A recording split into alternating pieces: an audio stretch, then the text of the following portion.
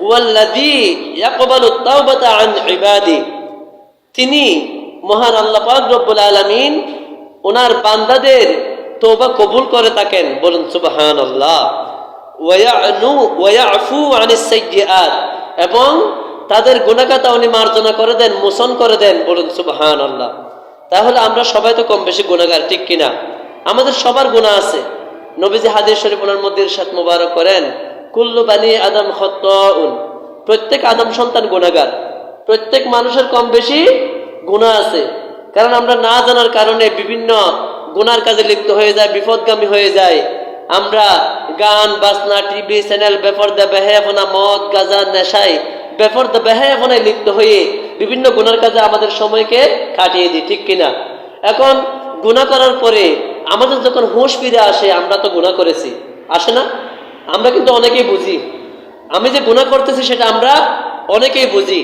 গুনাহ করার পরে যদি কোনো বান্দা লজ্জিত হয়ে আল্লাহর কাছে দুইটা হাত তুলে তওবা করে, আল্লাহ পাক আমি তো গুনাহ করে ফেলেছি, আপনি তো রহমানুর রহিম, আপনি আমাকে ক্ষমা করে দিন, আমাকে মাফ করে দিন, এইরকম বলে যখন আমরা আল্লাহর দরবারে হাত তুলি, আল্লাহ পাক বলেন আমি সাথে সাথে আমার ওই বান্দার তওবাকে কবুল করে থাকি, বলুন সুবহানাল্লাহ। ওয়া ইয়াফু আনিস সাইয়্যাত, এবং আমি তার গুনাহখাতাগুলা, তার পাপগুলা মুছে দিয়ে ফেলি, ক্ষমা করে দিয়ে থাকি, বলুন সুবহানাল্লাহ। কাজে আমাদের গুনাহ আছে। নবীজি বলেন কুল্লু বানি আদম খাত্তাউন, প্রত্যেক আদম সন্তান গুনাহগার। আমার যত উম্মত পৃথিবীতে যাবে, প্রত্যেক উম্মতের কিছু না কিছু গুনাহখাতা থাকবে, কারো কম থাকবে, কারো বেশি থাকবে। ওয়া খায়রুল খাত্তাইন আত-তাওয়াবুন, কিন্তু গুনাহগারদের মধ্যে শ্রেষ্ঠ উম্মত হলো ওই ব্যক্তি যে ব্যক্তি গুনাহ করার পরে তওবা করে, বলুন সুবহানাল্লাহ। তাহলে আমাদের গুনাহ করে বসে থাকলে হবে? গুনাহ যখন হয়ে যায় আমরা প্রতিদিন তওবা করব। গুনাহ হোক বা না হোক, আমরা বুঝি বা না বুঝি, আমাদের উচিত বেশি বেশি প্রতিদিন কি করা? তওবা ইস্তেগফার করা। কারণ তওবা ইস্তেগফার করলে নবীজি বলেন আত-তাইবু মিনাজ যামবি কামান লা যামবালা, গুনাহ করার পরে যদি কোনো উম্মত তওবা করে, আল্লাহ পাক রব্বুল আলামিন ওই ব্যক্তিকে মাসুম, নিষ্পাপ করে দেন, বলুন সুবহানাল্লাহ। আজকে একজন শিশু জন্মগ্রহণ করলে যেমন তার কোনো গুনাহখাতা থাকবে না, সে নিষ্পাপ। আজকে জন্মগ্রহণ করেছে, মায়ের গর্ভ থেকে আজকে পৃথিবীতে এসেছে, তার কোনো গুনাহখাতা থাকবে? থাকবে না। কোনো বান্দা যদি গুনাহ করার পরে তওবা করে, তাহলে সে আজকে জন্ম নিলে যে এরকম নিষ্পাপ, মাসুম, বেগুনাহগার, ওই রকম মাসুম, নিষ্পাপ করে দেন আল্লাহ পাক, বলুন সুবহানাল্লাহ। যার কারণে আল্লাহ পাক রব্বুল আলামিন কুরআনুল কারীমের মধ্যে বলেন কুল ইয়া ইবাদিয়াল্লাযীনা আসরাফু আলা আনফুসিহিম লা তাকনাতু মির রাহমাতিল্লাহ। ও আমার বান্দারা, ইয়া রাসূলুল্লাহ, ইয়া হাবিবাল্লাহ সাল্লাল্লাহু আলাইহি ওয়াসাল্লাম, আপনি আমার বান্দাদেরকে জানিয়ে দিন, বলে দিন, তারা যখন গুনাহ করে ফেলে, নিজেদের নফসের প্রতি যখন জুলুম করে গুনার কাজে লিপ্ত হয়ে যায়, লা তাকনাতু মির রাহমাতিল্লাহ, তারা যেন আমি আল্লাহর রহমত থেকে নিরাশ না হয়, বলুন সুবহানাল্লাহ। ইন্নাল্লাহা ইয়াগফিরুদ যুনুবা জামিআ, নিশ্চয় আল্লাহ পাক রব্বুল আলামিন সমস্ত গুনাহখাতা ক্ষমাকারী, বলুন সুবহানাল্লাহ। ইন্নাহু হুয়াল গফুরুর রহিম, নিশ্চয় আল্লাহ পাক রব্বুল আলামিন তিনি ক্ষমাশীল, দয়ালু, বলুন সুবহানাল্লাহ। আমার বান্দারা যখন নিজেদের নফসের প্রতি জুলুম করে, যখন গুনার কাজে লিপ্ত হয়ে যায়, ইয়া রাসূলুল্লাহ, ইয়া হাবিবাল্লাহ সাল্লাল্লাহু আলাইহি ওয়াসাল্লাম, আপনি আমার বান্দাদেরকে বলুন, তারা যেন আমার রহমত থেকে নিরাশ না হয়, তারা যত বেশি গুনাহ করুক না কেন। নবীজি বলেন আত-তাইবু মিনাজ যামবি কামান লা যামবালা, গুনাহ করার পরে যদি কোনো উম্মত তওবা করে, আল্লাহ পাক রব্বুল আলামিন তাকে মাসুম, নিষ্পাপ করে দেন।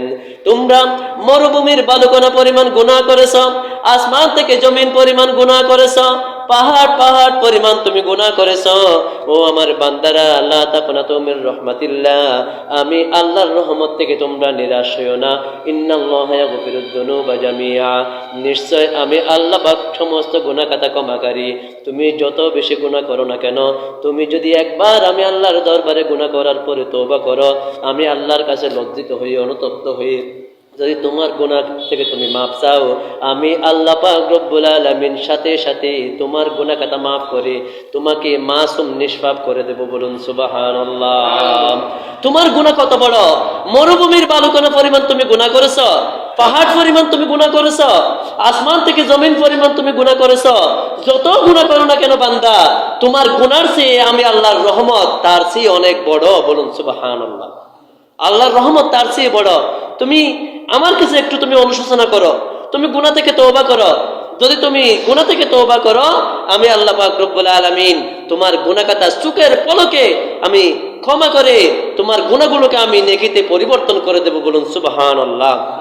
সেটাই আজকের খুতবার মধ্যে আল্লাহ পাক বলেন, হুয়াল্লাযী ইয়াকবালুত তাওবাতা আন ইবাদি, তিনি যিনি মহান আল্লাহ পাক রব্বুল আলামিন, তিনি ওনার নিজ বান্দাদেরকে এত বেশি মহব্বত করেন, বান্দা যখন তওবা করেন, বান্দার তওবাকে আল্লাহ পাক কবুল করে নেন। বলুন সুবহানাল্লাহ।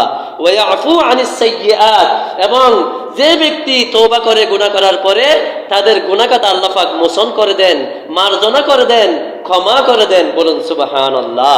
কাজেই আমরা তো সবাই গুনাহগার, আমাদেরও উচিত এই গুনার মধ্যে পড়ে না থেকে, অবহেলার মধ্যে নিজের জীবনকে শেষ না করে না দিয়ে, আল্লাহ পাক আমাদেরকে সুযোগ করে দিয়েছেন, বান্দা তুমি গুনাহ করেছো, অসুবিধা নাই, তুমি না বুঝে দুনিয়ার এই চাকচিক্যের মধ্যে পড়ে নিজের অজান্তে তুমি গুনাহ করে ফেলেছো, বা ভুলবশত তুমি গুনাহ করেছো, তুমি অনুতপ্ত হইও না, তুমি আমার রহমত থেকে নিরাশ হইও না, তুমি আমি আল্লাহর দরবারে তওবা করো, তোমার তওবাকে আমি কবুল করে নেব। বলুন সুবহানাল্লাহ। আমরা কতটুকু গুনাহ করেছি একটু ফিকির করুন। আমরা কি দাহিয়াতুল কলবি রাদিয়াল্লাহু তাআলা আনহুর মতো গুনাহ করেছি? এত বড় গুনাহ কিন্তু আমরা করি না। দাহিয়াতুল কলবি রাদিয়াল্লাহু তাআলা আনহু, যার ঘটনা আপনারা সবাই জানেন, জাহিলি যুগে যখন কন্যা সন্তান জন্মগ্রহণ করত, তাকে জীবন্ত মাটি চাপা দেওয়া হতো, কবর দেওয়া হতো। বলুন নাউজুবিল্লাহ। ঘটনা শোনেন নাই? জাহিলি যুগে, ইসলাম আসার আগে জাহিলি যুগে যখন কন্যা সন্তান, মেয়ে সন্তান যখন কারো জন্মগ্রহণ হতো, তখন তাকে জীবন্ত পুঁতে ফেলা হতো। বলুন নাউজুবিল্লাহ। দাহিয়াতুল কলবি রাদিয়াল্লাহু তাআলা আনহু, ওনার যখন একজন ফুটফুটে সুন্দর চেহারার, উজ্জ্বল কত সুন্দর চেহারার একজন যখন কন্যা সন্তান জন্মগ্রহণ করলো, সৌন্দর্যের কারণে তার মা তাকে হত্যা করতে পারলো না, তার সৌন্দর্যের প্রতি সে আকৃষ্ট হয়ে গেল, সে বাবার অজান্তে তাকে লালন পালন করতে লাগলো। যখন চলাফেরার বয়স হলো, কথা বলা যখন শুরু করলো, একটু একটু চলাফেরা করতেছে, তখন দাহিয়াতুল কলবি রাদিয়াল্লাহু তাআলা আনহু টের পেল তার ঘরে যে একজন কন্যা সন্তান লালিত পালিত হচ্ছে। বলুন সুবহানাল্লাহ। তখন সে তাকে জীবন্ত কবর দেওয়ার জন্য মাকে বুঝিয়ে সুজিয়ে নিয়ে গেল। মাকে বলতেছে, আমরা একটু সফরে যাব, বেড়াতে যাব, ঘুরতে যাব। এই কথা বলে মাকে বলল, তুমি ওকে নতুন কাপড় চোপড় পরিয়ে দাও, তাকে সাজগুজ করে দাও, আমরা মেলায় যাব। তখন মা মনে মনে ভাবছে, হয়তো এত সুন্দর চেহারার, ও তো কথা বলতে পারতো না যখন হত্যা করতো ছোটবেলায়, এখন ও তো কথা বলতে পারে। ও যখন বলবে আব্বু আব্বু বলে যখন ডাক দেবে, হয়তো দাহিয়াতুল কলবি রাদিয়াল্লাহু তাআলা আনহুর অন্তরটা নরম হবে। মেয়ের ভালোবাসায়, কন্যা সন্তানের ভালোবাসায় হয়তো তাকে আর হত্যা করবে না। এত সুন্দর একজন মেয়ে, সে ভেবে মা কি করলো, তাকে নতুন কাপড় চোপড় পরিধান করিয়ে দিয়ে বাবার সাথে দিয়ে গেল। বাবা তার ব্যাগের মধ্যে খবর করার সমস্ত সরঞ্জাম গুলা, কোদাল, দা, বটিগুলা নিয়ে সে মেয়েকে নিয়ে মরুভূমির প্রান্ত দিয়ে রওনা হলো। কোনো লোকজন নাই। হাঁটতে হাঁটতে যখন ক্লান্ত হয়ে গেল, তার মেয়ে বলতেছে, আব্বু আমি তো ছোট্ট মেয়ে, আমার অনেক পিপাসা লেগেছে, মরুভূমি, রোদের কারণে আমার পিপাসা লেগেছে, আমাকে একটু পানি দাও। তখন দাহিয়াতুল কলবি সুযোগ পেল, বলল, মা তুমি এখানে বসো, আমি তোমার জন্য, এখানে তো মরুভূমি, কোথাও পানি পাওয়া যাবে না, আমি একটা গর্ত খনন করে তোমার জন্য এখান থেকে পানি তুলবো। মেয়ে বললো, আচ্ছা ঠিক আছে। মেয়েকে বসে রাখিয়ে সে তার সরঞ্জাম গুলা বের করে, হাতিয়ার গুলা বের করে একটা গর্ত করতে লাগলো। গর্ত করতে করতে অনেক দূর যখন করলো, তখন মেয়েকে বলতেছে, মা দেখো তো এখানে পানি উঠতেছে কিনা। তখন সে সুন্দর ফুটফুটে বাচ্চাটি গিয়ে ওই গর্তের মধ্যে যখন থাকালো, এই নরফিশাস সে তাকে সেখানে ধাক্কা দিয়ে সেখানে ফেলে দিল। বলুন নাউজুবিল্লাহ। সে বলল আব্বু আব্বু বলে চিৎকার দিচ্ছে, কিন্তু তার ডাকটি সে শুনেও যেন শুনতেছে না। বলুন নাউজুবিল্লাহ। এইরকম জাহিলি যুগ ছিল, এরকম নরফিশাসের মতো এরকম একটা যুগ ছিল। কোনো মায়া মহব্বত কারো মনে ছিল না। তাদের অন্তরটা শিশুটানা প্রাচীরের মতো শক্ত ছিল, কঠিন ছিল, এত নির্দয় তারা ছিল। এইরকম জাহিলি যুগে নিজের সন্তানকে পর্যন্ত নিজের পিতা জীবন্ত কবর দিত। বলুন নাউজুবিল্লাহ। তখন ইসলাম যখন প্রচার করতেছেন আমার নবীজি, দাহিয়াতুল কলবি রাদিয়াল্লাহু তাআলা আনহু নবীজির দরবারে আসলেন। একটু ফিকির করবেন। দাহিয়াতুল কলবি রাদিয়াল্লাহু তাআলা আনহু নবীজির দরবারে আসার পরে নবীজিকে বললেন, ইয়া রাসূলুল্লাহ, ইয়া হাবিবুল্লাহ সাল্লাল্লাহু আলাইহি ওয়াসাল্লাম, আমি তো অনেক পাপ করেছি, নিজের অনেক কন্যা সন্তানকে আমি নিজ সাথে কবর দিয়েছি যার কোনো হিসাব নাই, এবং কি নিজের ঘরের নিজে জন্ম দিয়েছি এরকম একটা মেয়েকে পর্যন্ত আমি কবর দিয়েছি, তার আব্বু ডাকটা আমার হৃদয়ে কাজ করে নাই, আমার মায়া মহব্বত আসে নাই, আমি তাকে পর্যন্ত কবর দিয়েছি। আমি কি ইসলাম ধর্ম গ্রহণ করলে আল্লাহ পাককে আমাকে ক্ষমা করবেন? উনি জানতে চাইলেন। নবীজি বললেন, ইসলাম বিগত জীবনের পাপ রাশিকে ক্ষমা করে দেয়। বলুন সুবহানাল্লাহ। কেউ যদি ভুল বুঝতে পেরে ইসলাম ধর্ম গ্রহণ করে, কেউ ইহুদি ধর্ম ছিল, অনেক গুনাহগাতা করেছে, কুফরি করেছে, সে যদি ইসলাম ধর্ম গ্রহণ করে, সেদিন থেকে তার বিগত জীবনের সমস্ত গুনাহগাতা আল্লাহ পাক মাফ করে দেন। বলুন সুবহানাল্লাহ। কেউ যদি হিন্দু ধর্ম থেকে ইসলাম ধর্ম গ্রহণ করে, তার হিন্দু ধর্মে থাকাকালীন সমস্ত গুনাহগাতা আল্লাহ পাক মাফ করে দিবেন। খ্রিস্টান ধর্মে থাকলে খ্রিস্টান ধর্মে থাকার কালীন সমস্ত গুনাহগাতা আল্লাহ পাক মাফ করে দিবেন। বলুন সুবহানাল্লাহ। কারণ ইসলাম এমন একটি ধর্ম, ইসলাম বিগত জীবনের সমস্ত পাপ রাশিকে ক্ষমা করে দেয়। বলুন সুবহানাল্লাহ। আমার নবীজি বললেন, ও হযরত দাহিয়াতুল কলবি রাদিয়াল্লাহু তাআলা আনহু, তুমি কতটুকু গুনাহ করেছো? যতটুকু করেছো তার চাইতে অনেক গুণ বেশি যদি তুমি গুনাহগাতা করো, আমার আল্লাহ পাক রব্বুল আলামিন ইসলাম ধর্ম গ্রহণ করার সাথে সাথে তোমার সমস্ত গুনাহগাতা মাফ করে দিবেন। বলুন সুবহানাল্লাহ। তখন নবীজি এরকম ওনার দুটি হাত মুবারক বাড়িয়ে দিলেন। নবীজির দুটি হাত মুবারক যখন বাড়িয়ে দিলেন, দাহিয়াতুল কলবি রাদিয়াল্লাহু তাআলা আনহু তিনিও নবীজির হাতটা ধরার জন্য হাত বাড়িয়ে দিলেন, আবার হাত দুটি পিছনে নিয়ে নিলেন। হাত দুটি নিয়ে নিলেন। নবীজি বলতেছেন, হে দাহিয়াতুল কলবি রাদিয়াল্লাহু তাআলা আনহু, তোমার কি হয়েছে? কোন জিনিস তোমাকে বাধা দিয়েছে? তুমি কেন হাতটা গুটিয়ে নিলে? তখন ও বলল, ইয়া রাসূলুল্লাহ, ইয়া হাবিবাল্লাহ, আমার মনে হচ্ছে আল্লাহ পাক, আমি এতটুকু নরফিশাস, নিজের মেয়েকে পর্যন্ত আমি জীবন্ত কবর দিয়েছি, আমার মনে হচ্ছে আল্লাহ পাক হয়তো আমার গুনাহগাতা ক্ষমা করবেন না। নবীজি বললেন, তুমি চিন্তিত হইও না, পেরেশানি হইও না, লা তাকুনাতু মির রাহমাতিল্লাহ, তোমরা আল্লাহর রহমত থেকে নিরাশ হইও না। ইন্নাল্লাহা ইয়াগফিরুদ দুনুবা জামিআ, নিশ্চয় আল্লাহ পাক রব্বুল আলামিন সমস্ত গুনাহগাতা ক্ষমাকারী, উনি তোমাকে মাফ করে দিবেন। বলুন সুবহানাল্লাহ। তখন আল্লাহ পাক রব্বুল আলামিন দাহিয়াতুল কলবি রাদিয়াল্লাহু তাআলা আনহু নবীজির হাত মুবারকে তওবা ইস্তেগফার করে উনি কালিমা পড়ে মুসলমান হয়ে গেলেন। বলুন সুবহানাল্লাহ। আমরা কি ওনার চেয়ে বেশি গুনাহগার? উনি এত বড় মর্যাদা হাসিল করেছেন, স্বয়ং যে জিবরিল আলাইহিস সালাম নবীজির দরবারে ওহী নিয়ে আসতেন, নবীজির দরবারে ওহী নিয়ে আসতেন, অনেক সময় হযরত জিবরিল আলাইহিস সালাম দাহিয়াতুল কলবি রাদিয়াল্লাহু তাআলা আনহুর সূরত ধারণ করে উনি নবীজির কাছে ওহী নিয়ে আসতেন। বলুন সুবহানাল্লাহ।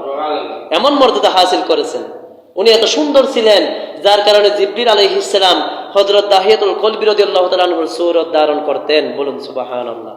কাজে আমরা কি এর চেয়ে বেশি গুনাহ করেছি? বেশি গুনাহগাতা করি নাই। আরেকজন ব্যক্তির কথা আমরা অনেকে ওয়াজ নসিহতের মধ্যে শুনে থাকি, যে 99টি খুন করেছে। কয়টি? 99টি। 99টি খুন করার পরে সে চিন্তা করতে লাগলো, আমার তো আসলে অনেক গুনাহ করেছে, আমার তো তওবা করা দরকার। সে একজন খ্রিস্টান ধর্মের অনুসারী থেকে জানতে চাইল, হে খ্রিস্টান ধর্মের আলেম, আমাকে কি আপনি বলে দিবেন, আমি তো 99টি খুন করেছি, আমি যদি এখন তওবা করি আল্লাহ পাক কি আমাকে ক্ষমা করবেন? তখন খ্রিস্টান ধর্মের লোকটা বলল, দেখো কি বলো তুমি, তুমি 99টি খুন করেছো, তোমার মতো গুনাহগারকে আল্লাহ পাক ক্ষমা করবে না। এই কথা বলার সাথে সাথে এই ব্যক্তি গুসা হয়ে রাগ করে ওই খ্রিস্টান ধর্মের আলমকেও হত্যা করলো। বলুন নাউজুবিল্লাহ। কয়টি খুন করলো? 100টি। এখন সে চিন্তা করতে লাগলো, হাই রে, আমি তওবা করতে গেলাম, এখন তো আরো একটি খুন করলাম, এখন তো 100টি খুন করলাম, এখন কি হবে? তখন সে একজন মুসলমান আলেম থেকে যখন জানতে চাইলো, হে আলেম সাহেব, আমাকে কি আল্লাহ পাক ক্ষমা করবেন? আমি তো 100টি খুন করেছি। তখন ওই আলেম সাহেব বলল, দেখো তুমি নিরাশ হইও না আল্লাহর রহমত থেকে। অমুক জায়গায় একজন আল্লাহর ওলি আছেন, তুমি ওনার কাছে গিয়ে তওবা ইস্তেগফার করো, আল্লাহ পাক রব্বুল আলামিন তোমাকে ক্ষমা করে দিবেন। বলুন সুবহানাল্লাহ। আল্লাহ পাক রব্বুল আলামিন তোমাকে ক্ষমা করে দিবেন। তখন ওই ব্যক্তি ওই আল্লাহর ওলির দরবারে গিয়ে তওবা করার জন্য নিয়ত করেছেন। ওই আল্লাহর ওলির দরবারের দিকে তাকিয়ে উনি কদমটা দিবেন, এই মুহূর্তে আজরাইল আলাইহিস সালাম এসে তার জানটা কবজ করে নিল। ইন্না লিল্লাহি ওয়া ইন্না ইলাইহি রাজিউন। সে ইন্তেকাল করলো। সে আল্লাহর ওলির কাছে যেতে পারে নাই, তওবা ইস্তেগফার করতে পারে নাই। এখন রহমতের ফেরেশতা আসতেছে তাকে জান্নাতে নিয়ে যাওয়ার জন্য, আর আযাবের ফেরেশতা আসতেছে তাকে আযাব দিয়ে জাহান্নামে নিয়ে যাওয়ার জন্য। ওনারা দুই দল যুদ্ধ করতে লাগলো। ওকে আমরা নিয়ে যাব, যেহেতু এ 100টি খুন করেছে। রহমতের ফেরেশতা বলতেছে, ও তো তওবা করার নিয়ত করেছে, তাকে আমরা নিয়ে যাব জান্নাতে, কারণ সে তো নিয়ত করেছে তওবা করার জন্য। তখন ওনারা দুই দল গিয়ে আল্লাহর কাছে গেল, আল্লাহর কাছে ফয়সালা নেওয়ার জন্য।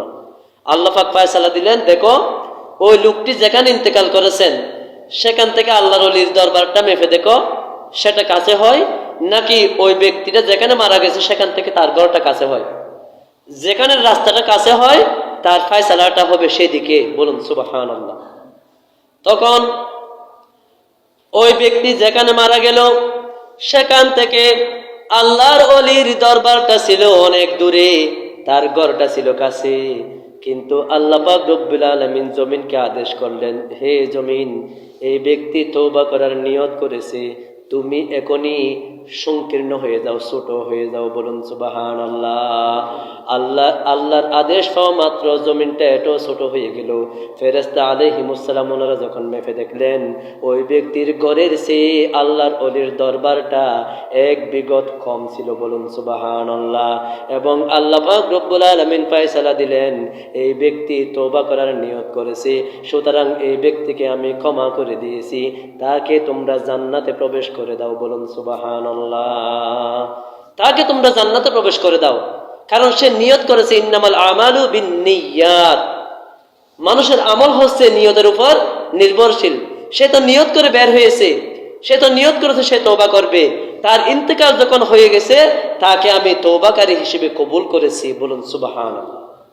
কাজে আমরা কিন্তু এখনো এতটুকু গুনাহ করি নাই। আমাদের উচিত, আমাদের চলতে ফিরতে উঠতে বসতে খাওয়া দাওয়ায় চলাফেরায় অসংখ্য অগণিত আমাদের গুনাহ খাতা হয়ে যাচ্ছে। এই গুনাহ করার পরে আমাদের উচিত কি করা? তওবা করা। আল্লাহ পাক বলেন, হুয়াল্লাযী ইয়াকবালুত তাওবাতা আন ইবাদি। তিনি মহান আল্লাহ পাক রব্বুল আলামিন তার বান্দা